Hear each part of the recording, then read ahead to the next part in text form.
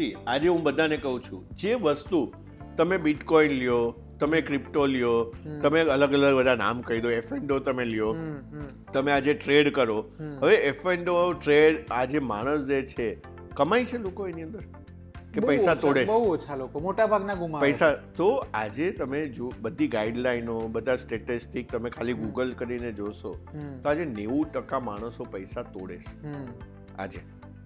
હવે શું છે કે ઓલો જે ટાઈમ હતો ને 21 દિવસમાં પૈસા ડબલ, ઓલે એક મૂવીમાં કહે છે ને 21 દિવસમાં પૈસા, પછી તો તમને દેખાય જ નહીં લોકો ક્યાં છે. તો આ બધી વસ્તુઓ છે ને, કોઈ સોલ્યુશન જ નથી આનું, ક્વિક ફિક્સનું આજે.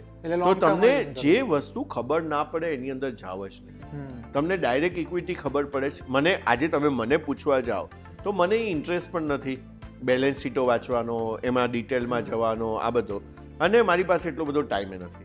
તો હું તો એક જ લોકોને રેકમેન્ડ કરું કે ભાઈ તમને જો ખબર પડતી હોય ડાયરેક્ટ ઇક્વિટી, તમે ટાઈમ આપી શકતા હો, તમે જજ કરી શકતા હો, તો ડાયરેક્ટ ઇક્વિટી કરતાં બીજું કોઈ સારું પ્લેટફોર્મ નથી. તમારી પાસે સમજો 30 સ્ટોક તમને લેવા છે અને ક્યારે વેચવા તમને ખબર છે, તો ઇક્વિટી જેવું કાંઈ જ નથી.